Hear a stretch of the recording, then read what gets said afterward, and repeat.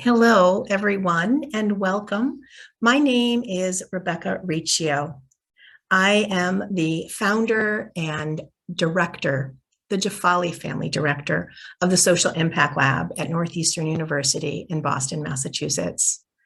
During the season, when people of many cultural and religious traditions are embracing a spirit of reflection and renewal, I am delighted to welcome you today. I'd also like to take a moment of contemplation for our fellow humans around the world who are vulnerable, unsafe, and insecure. I know many of you share our commitment to addressing the enormous challenges facing humanity today in community with others, and I hope that our conversation provides some food for thought and inspiration. Before introducing our guest, Lynn Zovighian, I'd like to remind you that we have Arabic interpreters available. If you look at the bottom of your screen, you will see the interpreter button, as well as the option for closed captioning. If you'd like to share any questions, please use the Q&A feature at the bottom of your screen. And if you have technical difficulties, please send a message to us in the chat.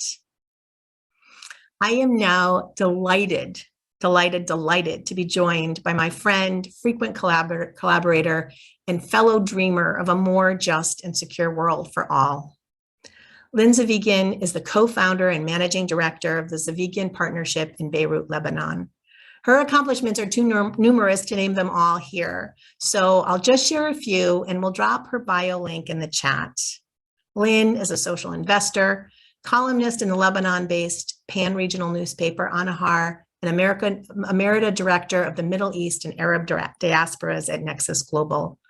Under her direction, the Zovighian Partnership's public office partners with Yazda, a multinational NGO founded in 2014 to support victims of the Yazidi genocide.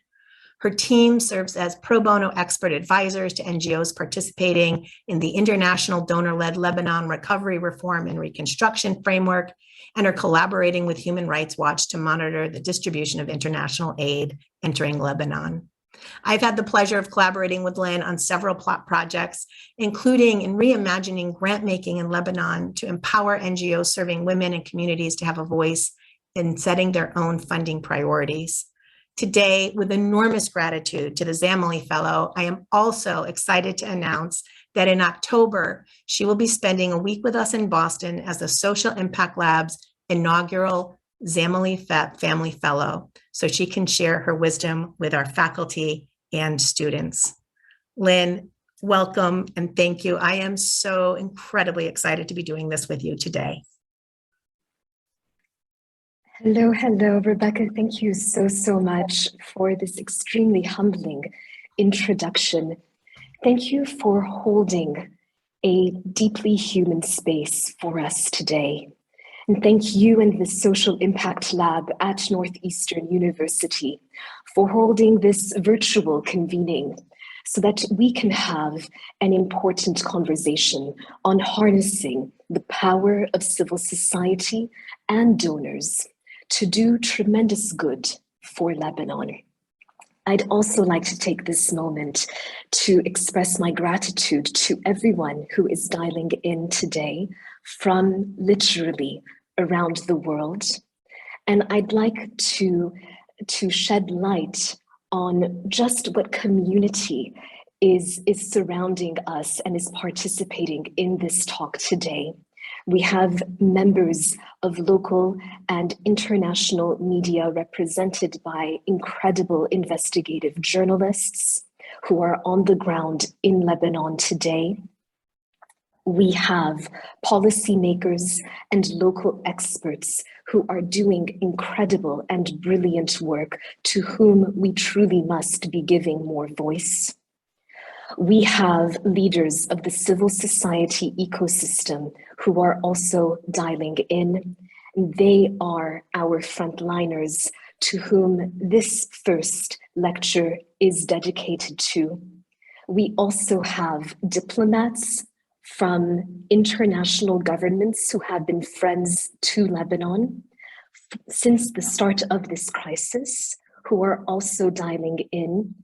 And I'm grateful that we get to share our wisdom with you today. And last but not least, I'm also seeing that we have candidates running for our new Lebanese parliament. in the hopes that we may have a future that we can all count on. So thank you so much to all of you for dialing in today. Lynn, the list of people that you just named represents the way we think about the work that we do in the world, which is to say we have to be aware from a systems perspective of all of the stakeholders and all of the interests that we have to hold in our hearts and minds at the same time. And I'm excited for you to dive into your presentation because I know that it speaks to those many different perspectives that are represented here and that are so important to us. I'm delighted to do that, Rebecca. Let's get right into this, a topic and multi-crises that have become close to our hearts because we live them every single day. We're here today to talk about reimagining the roles of civil society in Lebanon. But what that also means is not to set aside civil society and ask that civil society become the heroes that are parachuted in to save the day. It is necessary in this moment to communicate to all of us that we're not here to permeate the narrative of resilience, and we are not here to elevate or demand of civil society things and requirements and expectations that cannot be achieved. So this also is a talk for donors and for diplomats and for any relevant community-facing partner. And indeed, it is a call to action.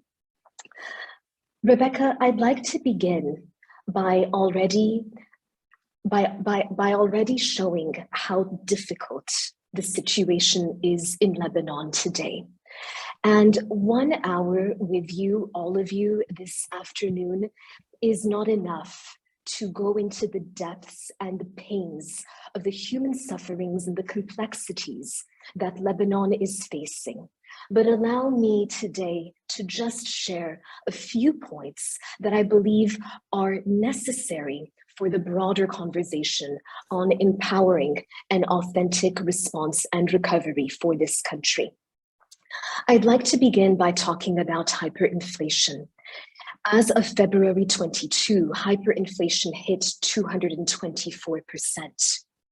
And I'd like to point out that this hyperinflation is not felt by everyone in the country in the same way.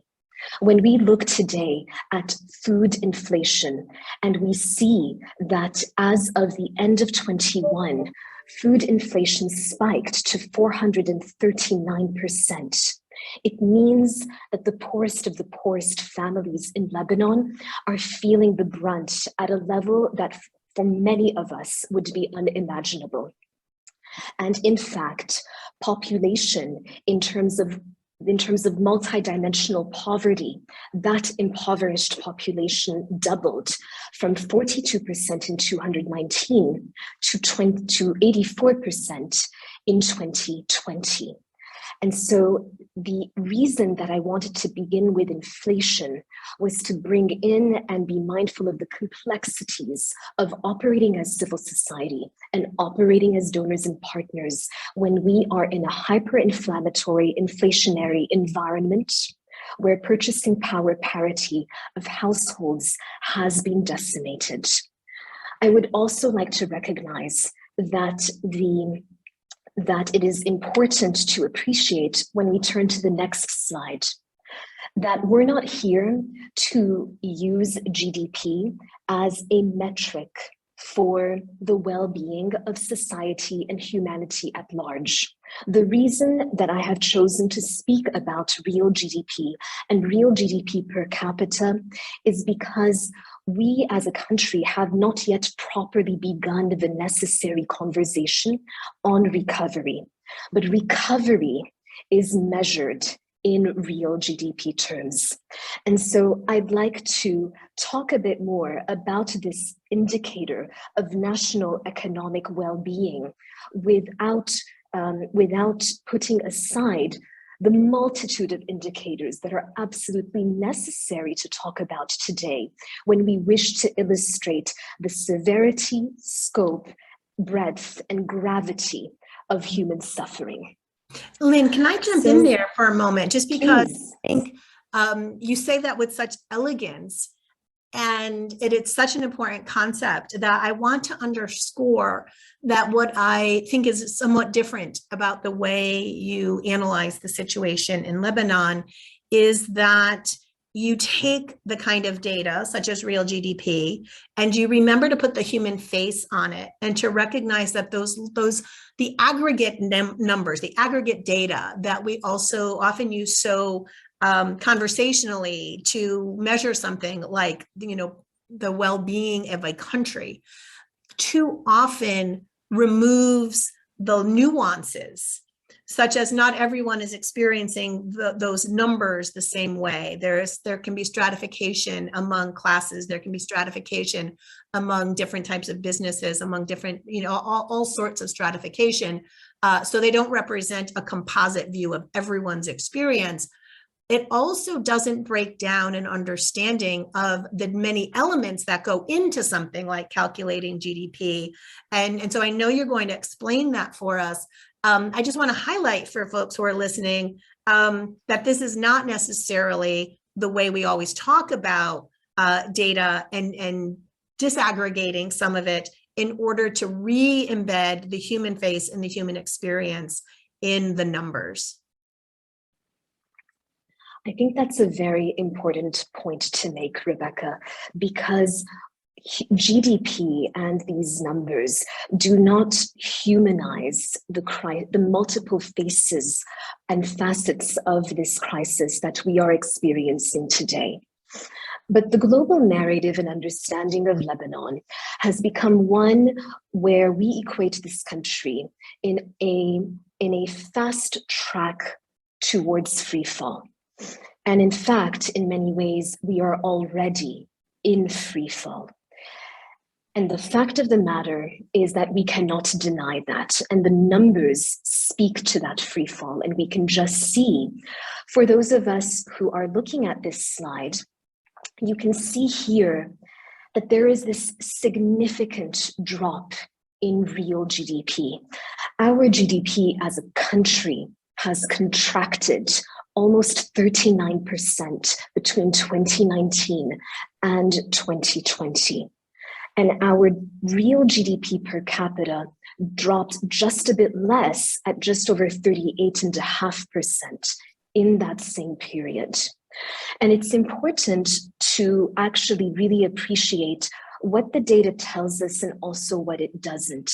And I'd like to point out that very quickly, the reason that the drop in real GDP per capita is slightly less than the drop in real GDP is because we have had a drop in our population. And our population today is experiencing negative growth, and we are facing an unprecedented brain drain. But I'd also like to pause for a moment and recognize that we are a terrible data collector as a country. As a country, we do not collect data properly. And we are still in the process of aggregating our national accounts, and our national accounts for 2021 are not going to be published before at least another few months later this year. But you will see, once 2021 is published, that negative trend line continues severely. I'd like to talk more about this disaggregation, Rebecca, that you spoke about. And I'd like to do that by just giving us a quick moment to remember, how are we defining GDP in the sense that I have for us today? I am using the expenditure approach, not because it is an all-encompassing indicator, but because I would like to break down some contributions to GDP and introduce the importance of intentionally including aid, foreign direct investments and investors, and civil society into this equation. When we look at GDP as a measure for national economic well-being, we look at GDP from a perspective of economic growth and productivity. And that is composed of 4 dimensions. We begin with government expenditure. This refers to how much money the government has spent in public goods and services. We then add that to investment. And when we look at investment, the GDP definition is specific about what constitutes investment. It is about capital goods and inventories, which means it is largely a private sector metric and marker. And then we have consumption. And consumption here is about household wealth. And in Lebanon today, that household wealth is being enforced and being salvaged by remittances and foreign direct investments coming from abroad and cash-based assistance coming from donors. And I'm going to talk a little bit more about that in just a bit.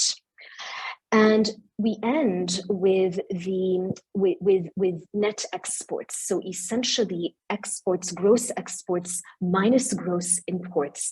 And the reason, Rebecca, today that we continue to operate in a hyperinflationary environment and climate is because the peg out of our currency to the United States dollar, to the US dollar, can hold no more.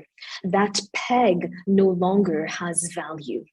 And it is largely because as a country, we are not productive, which means we import significantly more than we export. And so when you look at the disaggregation of those numbers, you see that consumption is over 100% of GDP. And and then you have a negative net exports because that portion, imports, is so much larger than exports that it eats up from the contributions of G, I, and C to total GDP. I'd like to, Lynn, before you go on, something else about sort of humanizing this, basic understanding of GDP. We already identified the way that the number doesn't reflect the human experience of what's happening. It also doesn't reflect how the elements that factor into GDP are in many ways pillars of national socioeconomic security. And so I really like the way you have broken them out here so that we can see each of them, and I know your data is going to show this, each of them is an area of vulnerability, but each of them is also an opportunity for investment and consideration to track toward a better, a stronger future. And I think that's going to come into play a lot when we talk about this huge question that you have at the bottom of the screen. What impact does international humanitarian aid and civil society have on the current economic climate and prospects for recovery in Lebanon? So I just want people to just pin this image in their minds as these critical pillars as we go forward and look at the data in more detail and then talk about civil society's role. You're exactly right, Rebecca. And if we had more time today, we could really dive into each of these pillars. For the purposes of this afternoon, I will limit my remarks at the level of GDP to government and investment, specifically because of the challenges and the opportunities that we see inherently in terms of the way aid is being designed and deployed, and in the ways that civil society have been able versus not been able to take ownership of those dimensions of recovery. So let's get right into it together. And you see here government expenditure in blue versus investments in green. You can see that they are very low. They are not significant contributors to GDP today. And in a recent World Bank report, we are warned by economists and analysts to not let this data mask the deep structural dysfunctionalities of our economic growth drivers. And that's because when you have minimal or controlled government spending as a contribution to GDP, that's often a good thing. It means that your economy is actually being driven and functioning off of value creation. So when we see— Can I ask you a question? Can you explain what you mean it's driven by value creation? Yes. And what are the drivers of that? So a healthy economy would often be driven by significant investments and even more significant consumption. When we in Lebanon today are facing around 103% in consumption as contribution to GDP, that teaches us that we're fully dependent on household wealth, or largely dependent on household spending, at a time when we are facing hyperinflation, when we are facing dramatic drop in purchasing power parity, an absolute sign that these households cannot make ends meet and have no capacity to save. And so this is already a forward-facing indicator of massive crises at the level of households yet to come, beyond the suffering that households and families are experiencing today. And so that's the paradox, Lynn, if I can. The paradox there that the folks who, the actors in the economy who are best positioned to be driving consumption simply cannot. And so when you see these flat lines with government expenditure and investment, we're looking at incapacity really across the system to change those GDP numbers in a more positive direction. Exactly. And so I'd like to talk a little bit here about both government and investments, Rebecca, and bring in the imperative of getting aid right. Today, the majority of international aid that has been pledged to Lebanon, especially under the EU, United Nations, and World Bank commitment that is called the Lebanon 3RF, it is the Recover, Rebuild, and Reform framework for the country. It is a framework where myself and the ZP team have been providing significant support to the CSO players that hold decision-making seats on this national framework. We today are experiencing a government that has no credibility and legitimacy locally and in the international stage because of the track record of corruption and mismanagement of funds. This international community has decided not to pass on aid to government agencies and institutions. And we can appreciate the importance of that decision. But I'd like to show us what it does. What are the harms that are done when we are forced to make these types of policy decisions in the face of corruption and mismanagement of an entire country? When government is barricaded from receiving aid, and the government also is a victim of hyperinflation because it no longer is receiving meaningful revenues through taxes that continue to be denominated in the local currency, this government doesn't have the capacity to exercise and spend a budget to support the recovery of the country. It is essential that we end up with a government that can be trusted, so that we can begin to build state institutions as recipients of aid. And that aid will need to also capacity build state institutions to be capable of serving as localized partners and national coordinators for recovery. It is impossible for civil society to do the best job when it does not have the public sector as a competent and independent counterpart.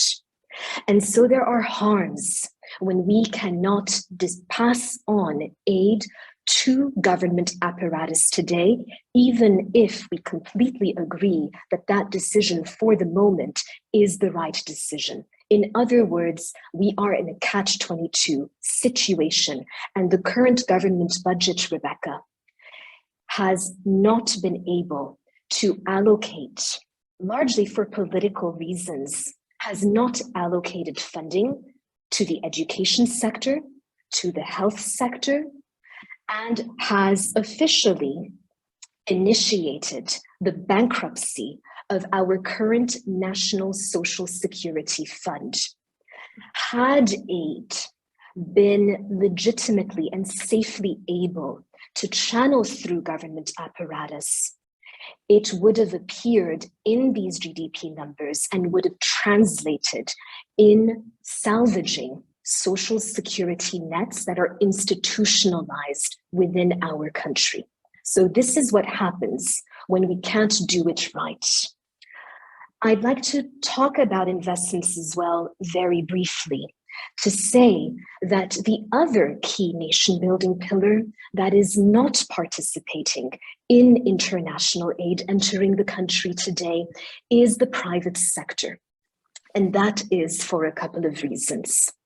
On the one hand, the private sector also has failings in its governance and has conflicted interest, politicization, and corruption within its environment. This sector has been cannibalized by those that have rendered this sector untrustworthy. But I would like to call out the importance of recognizing that there are important, healthy, competent, and safe players and partners, and the private sector is necessary to be supported and bolstered because they are the drivers of investments. Investments, Rebecca, is an indication of value of production being created locally in the forms of capital goods and in the forms of inventory. When investment is dropping, it is a sign that internally as a country, we are not going to be able to meet domestic demand because we are not building up the capacity for domestic supply. And when you have a national crisis of distrust and of non-competence and of incapacitation, it takes many years to build back trust and to build back capacity. And so it will be a very long term before investors are comfortable to step in and support businesses, incubate new businesses. We cannot operate in this country's recovery without investing as a priority in investor confidence. And so when we also have, as just a quick note, laws in this country that don't allow private sector to be recipients of aid, we also barricade the private sector from receiving aid even if they were to be trusted, which means that donors and international partners are going to have to think about aid differently and start to redefine aid into intentional socioeconomic investment mechanisms where the counterparts are not just civil society, but we're building a localized supply chain and value chain marketplace of businesses SMEs, and micro businesses as well. So what I'm hearing from all of this, and again, we can only see this if we unpack the components of GDP and then what's happening to the actors who are driving it or not driving it in this case, is that when we look at where money is coming into the country, when we look at where the burden lies to think about capacity building in different sectors, we are looking at a lot of pressure on civil society. And in a way that requires us to reimagine it very powerfully, not as simply, as you said before, the brave pillars of resilience that respond to each crisis and take care of everyone's short-term needs, which is essential. We're not saying that that's not an important function of civil society, but what I'm hearing is we need a both and understanding of civil society doing that work of care and responsiveness to the urgency of today, but also having a much bigger conceptualization of them as one of the few levers of capacity building to address all of these issues. And I'm really excited to hear you lay out for us what that looks like, what that reimagining has to look like. You said that so elegantly, Rebecca, and the reason that we have to be talking about civil society today is because civil society continues to be the only sector that has access to aid. But I'd like to explain, I'd like to call something out here that's very important. Much of the aid to Lebanon has been pledged, but it has not yet been disbursed. And so, since civil society can be the only legal recipients of aid under Lebanese law, because, as I said before, private sector cannot be a recipient, and the government has been deemed untrustworthy and therefore cannot be a recipient, is to say that civil society is the only sector that has capacity to be funded, which means they are the only ones who can unlock the pledges that have still not been released. It is all on civil society right now, and that pressure is far too enormous. But it is an enormous opportunity. And so I'd like to move away from the severity and the gravity and the deep inhumanity of everything that we've spoken about so far, Rebecca.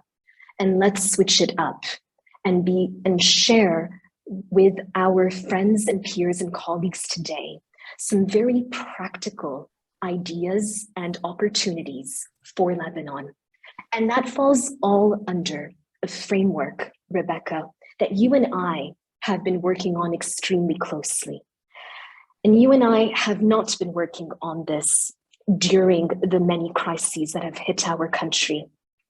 Rebecca, for those of you who do not know, is not new to Lebanon and has been serving as an expert advisor to our country's many challenges and problems over the last 8 years. And the Northeastern University Social Impact Lab has been a point of reference for us to be inspired by and capture frameworks that we can then put to the test on the ground in Lebanon and other parts of the Middle East as well. But the framework, Rebecca, that we really care about is to move away from a narrative where strategy and ethics are in conflict. And what I love about this framework, very inspired by the principles of anti-oppressive community engagement for university educators and researchers, and I would really appreciate if we've already done that. Thank you so much to the SIL team. The link is on the chat. The language of these principles are deeply intentional. And intentionality is a key theme that you will see often recurring in this lecture and future lectures to come. This framework speaks to the intentionality in how we must intersect strategy with equity and social justice. In other words, what makes equity and social justice sense is to honor and ensure and preserve the autonomy and dignity of humans. It calls for the self-determination, the localized self-determination of decision-making, so that a country, a community, a people can have ownership of key decisions where they will bear the brunt and bear the rewards of the impacts of those decisions in their futures. And so equity and social justice, on the one hand, demands a human rights-centered framework. And on the other hand, we have strategy, which for things to work, for things to be feasible, for things to be achievable, we need to design for and implement with a lens of lived experiences. Our decisions need to make sense on the ground. The way we define problems, the way we define solutions, and the way we monitor and measure the success and impact needs to be driven from the ground up. And strong strategic design and design thinking teach us that groundedness is essential. They also teach us that we need to be risk managers, deeply mindful and aware of the risks and threats of dependencies, opportunity costs, and wastage. So what makes strategic sense and what makes equitable sense is today our call to action. Reimagining how to conceptualize, design, implement, and evaluate the projects, programs, and initiatives of civil society ecosystems, from the spectrum of volunteer groups to community-led facing organizations to NGOs and to civil society and social enterprise organizations, that entire spectrum. But not alone, funded and in partnership with local and international, public and private donors. This is the intersection, Rebecca, that demands that we shift from speaking a language of aid and humanitarian assistance and emergency response to one of strategic, ethical, social investment. And let me show us what that looks like. Today, there are many more than just these dimensions, Rebecca, that we can be examining and presenting to our esteemed audience. But I would like to focus on 4 thematic priorities for today, all of which entail a new governance model for aid, where we treat this aid as social investments, as I said before, but also as a vested partnership, where we no longer can decouple the responsibilities and accountabilities of civil society from donors and partners. And so what does that look like? I'd like to give a couple of examples here, and would also like to already invite and encourage our audience and peers with us today to also drop onto the Q&A any questions that you might have that we would really like to take the time to answer at the closing of this session together. Rebecca, when we look at independence and sustainability, this is the starting point that you were referring to earlier, that we must no longer fall into the perpetual trap of dependencies, because that is our demise. The same way that we were dependent on the US dollar with a peg that was unsustainable, we fell into the trap of a dependency that has become a quagmire of multidimensional vulnerabilities and human suffering today. We must break that perpetual vicious circle. And so when we Lynn, speak if I could about, stay with that just for a moment, because it's such, what you just said is so very important. And there's an aspect to which the slide visually captures that, in that we need to disrupt the notion of civil society as the people who will execute the plans that are coming out of the global north, that are coming from the donors and being imposed on civil society, as opposed to recognizing them that they are an equally important brick in the pillar. You know, the way you have civil society organizations and donors and partners, even just visualized here as co-equals in rebuilding the pillars of Lebanon that will allow other sectors to become stronger, it doesn't sound, when we say it out loud, it sounds like people would say, well, of course, that's how it should work. But too often it doesn't, because of the power imbalance and because of the inequity and just perpetuation of past ways of doing that are leaving us in the same situation we've always been in. And I think that's what's revolutionary about what you're asking for here. Rebecca, this is exactly these points that I would like to walk us through. Dismantle. They acknowledge and seek to dismantle that power dynamic that you are referring to, because donors cannot achieve their impact objectives without deeply empowered, deeply trusted, and deeply capable civil society partners. And vice versa. Civil society partners cannot incubate, expand, and institutionalize their programs and their community impact priorities without building long-term partnerships with their donors and their funders. When we talk about funding today, I want to make the comment that it is too easy at this point for Lebanon to get things wrong, because there is tremendous donor fatigue, because donors have had to operate in this country without state and national institutional counterparts.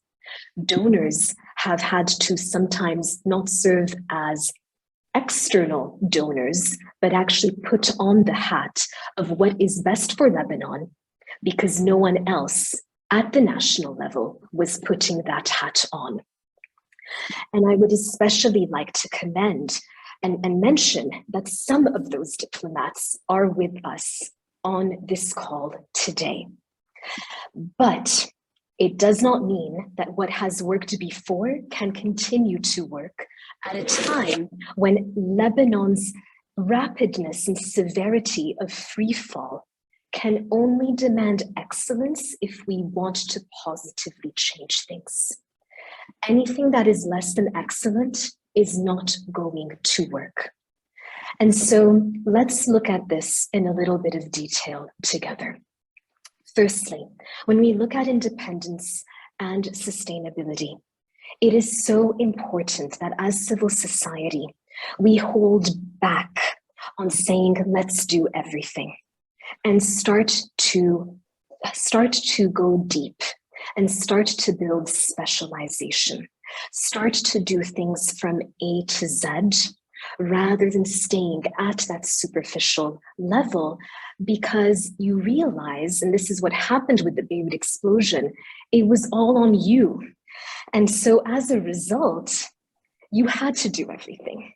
But Lebanon is at a point where we need to ask you to no longer do everything. Restrain yourselves and start to prioritize depth, because you are today the last standing pathway to unlocking those pledges from public and local sources, donor sources, but also by building successful deep impact projects and track record, you will also be able to unlock the pathway for future funding that needs to go to the public sector and the private sector.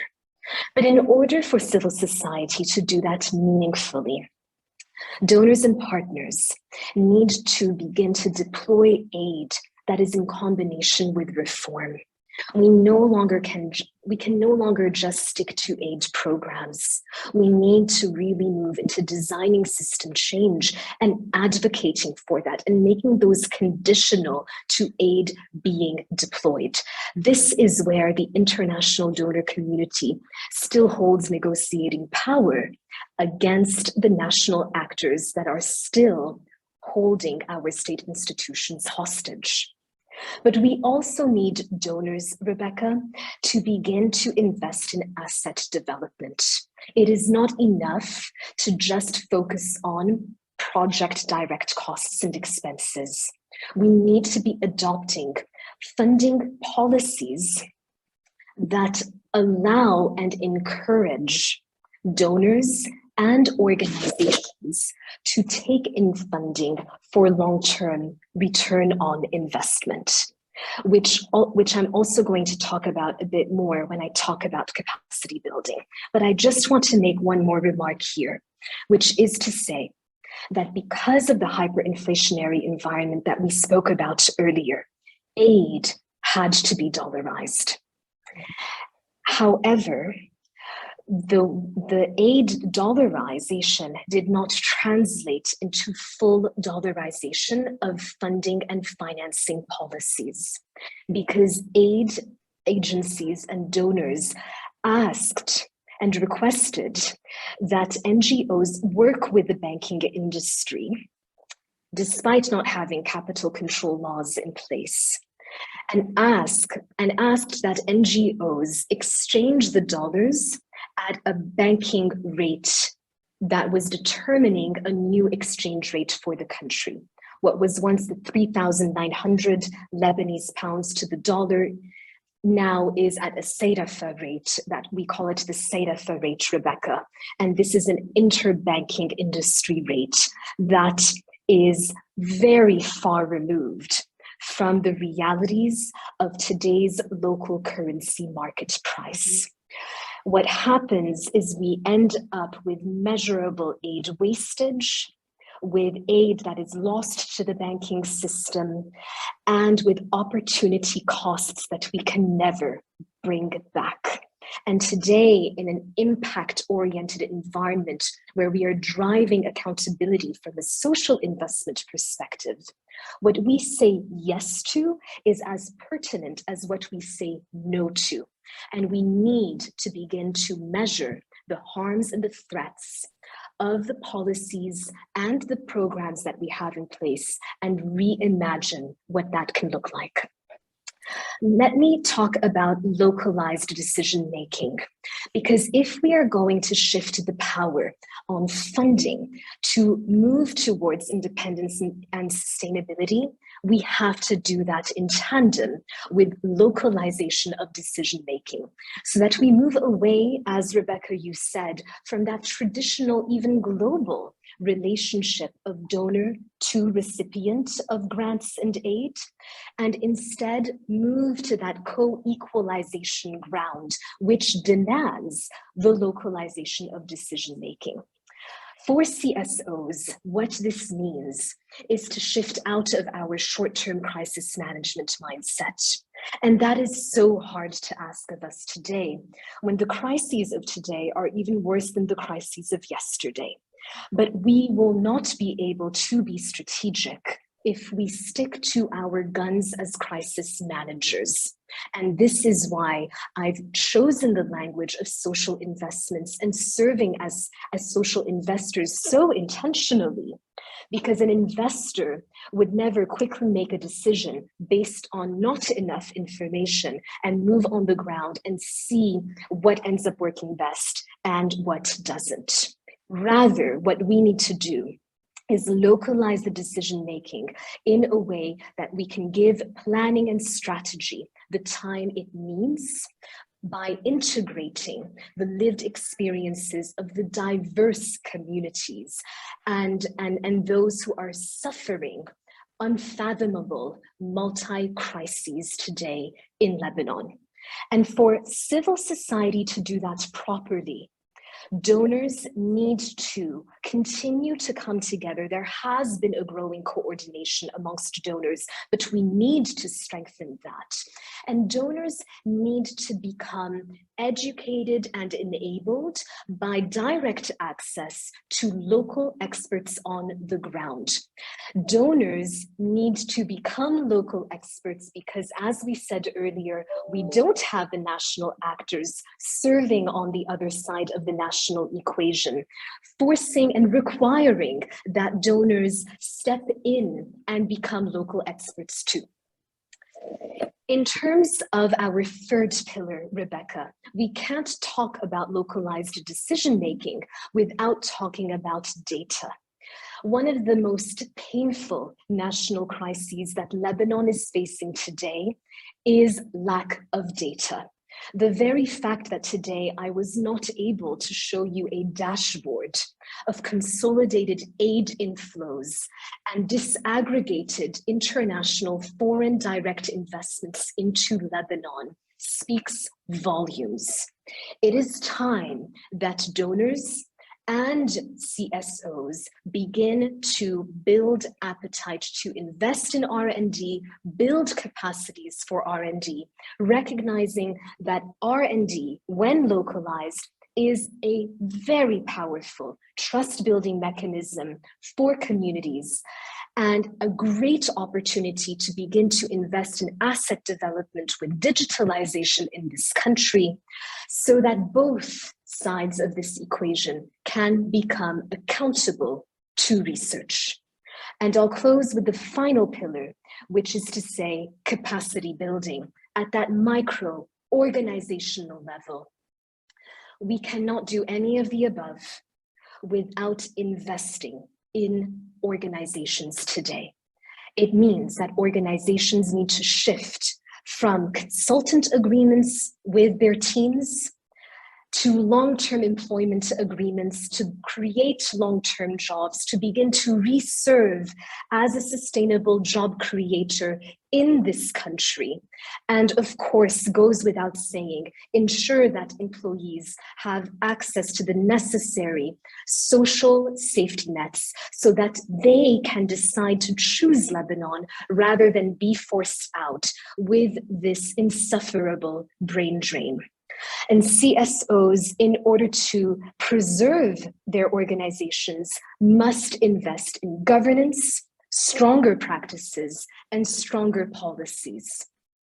But what that will require is for donors to stop treating NGOs as the frontliners and start to give NGOs the time to shift from being first responders to long-term recovery capacity creators for this country.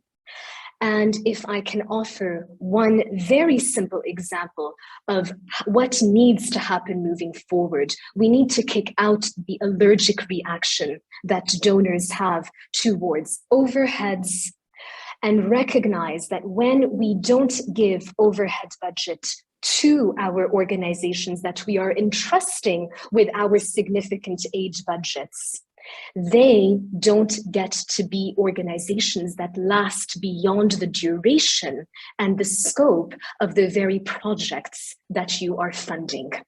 And we need to begin to make intentional strategic budget decisions on capacity building and growing these organizations, not for the Lebanon of today, but for the Lebanon of tomorrow. Rebecca, over to you. Lynn, I have the chills because we talk about this often. We think about this often, think about how to apply our shared values and frameworks, our analytical frameworks to the work that we do together. But you have just pulled this together in such a compelling and powerful way that it is not so much a critique of the status quo as an invitation to our imaginations, an invitation to reimagine civil society, not as the resilient workhorses of the current crisis, which they have to be, but they also can be a powerful pillar of recovery if civil society is recognized, as you said, as a partner in this, as a place of investment as opposed to aid, a place of respect as opposed to one of saying, here's what you must do with the money that's flowing into the country. And I would say that this example of what happens when we move past the data, and this is not to say I dismiss the value of data, it is so important, but we need to aggregate the data and then disaggregate it again with a human face.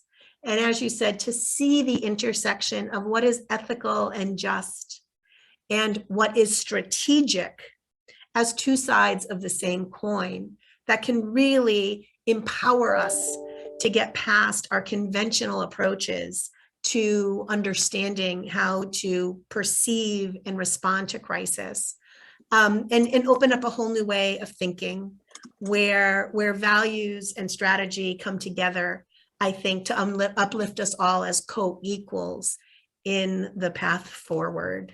I just want to ask you any last thoughts to share. We are rounding down to the end of our time. You have done such a brilliant job actually explaining everything as you went that I'm not seeing any questions in the link, but I think maybe here's where we should end. This is just the beginning of a conversation.